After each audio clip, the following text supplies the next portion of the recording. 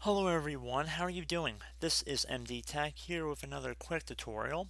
In today's tutorial, I'm going to show you guys how to find out your driver versions number on your Windows computer. So this should be a fairly straightforward tutorial and we're going to jump right into it. And we're going to start off this tutorial by opening up the start menu, and you want to just type in Device Manager right here. Best match should say Device Manager right above Control Panel. You want to left click on that one time to open it up. So now you want to expand whatever device category you're looking for. So let's say display adapters here. Whatever your display adapter or whatever device you're looking to see what the driver version is, you want to right click on it and then left click on properties. Now you want to left click on the driver tab at the top, and this will tell you the driver version information and the driver date as well. So very convenient, and that's pretty much all you need to know. At least I believe that this tutorial satisfied the purpose that you were likely looking for. So I will end the video here.